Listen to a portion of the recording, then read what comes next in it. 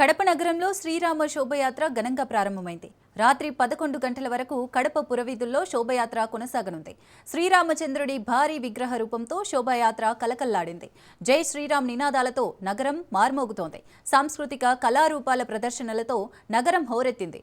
శోభయాత్రలో పాల్గొంటున్న భక్తుల కోసం అన్ని రకాల సౌకర్యాలను ఏర్పాటు చేశారు నిర్వాహకులు.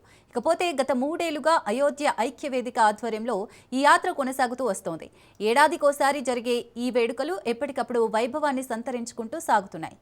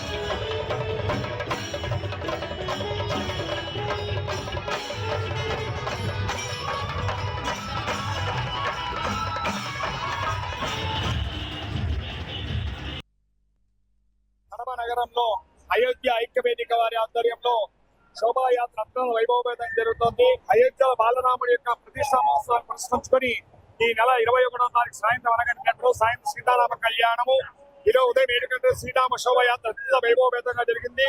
అయోధ్య ఐక్యవేదిక అర్చక పురోహిత సమైక్య వారి ఆధ్వర్యంలో వివిధ సంఘాల యొక్క ధార్మిక సంఘాల యొక్క సౌజన్యంతో విశేషంగా ఈ అయోధ్య శోభాయాత్ర జరుగుతుంది. దాదాపు 1,00,000 మంది భక్తులు జై శ్రీరామ నామస్మరణ చేస్తూ లోక కళ్యాణార్థమై లోకక్షేమార్థమై ప్రతి సంవత్సరం శోభయాత్ర వల్ల అందరికీ కూడా సమస్త శుభఫలాలను కలగజేయాలని ప్రార్థించుకొని కడప జిల్లా అంశకపుర జిల్లా అధ్యక్షుడు విజయ్ భట్టల్. అయోధ్య ఐక్యవేదిక తరఫున అయోధ్య ఐక్యవేదిక గత 3 సంవత్సరాలుగా అంటే ఇది 3వ సంవత్సరం జరపడము శ్రీరామ మహాశోభాయాత్రని దేదీప్యమానంగా జయప్రదంగా జరుపుతూ ఉన్నాము. కానీ ఇది 3వసారి ముచ్చటగా కడప నగరంలో దాదాపు 2 లక్షల మంది నగర ప్రముఖులందరూ శ్రీవారు రామచంద్రమూర్తి దర్శనాన్ని చూసుకుంటూ సకల కార్యక్రమాలతో పొద్దున ఉదయం 7 గంటలకి అల్పాహారంతో మొదలైనటువంటి ఈ కార్యక్రమం రాత్రి 11 గంటల వరకు జరుగుతుంది. దాదాపు 12 గంటలు చరిత్రలో గాని దేశంలో గాని ఎక్కడా జరగనంతగా ఈసారి పల్లెల నుంచి కూడా దాదాపు 4 లక్షల మంది వచ్చే అవకాశం ఉందని ఒక అంచనా వర్గం చెబుతూ ఉన్నారు. కాబట్టి ఈ ప్రోగ్రామ్ ను జయప్రదం చేసిన ప్రతి ఒక్కరికి అయోధ్య ఐక్యవేదిక సభ్యులకి అయోధ్య ఐక్యవేదిక సభ్యుల తరఫున మేమంతా కృషి చేస్తున్నాము. అలాగే మమ్మల్ని నడిపిస్తున్నటువంటి పెద్దలందరికీ కూడా అందరికీ శ్రీరాముడు ఆశీస్సులు ఉండాలి.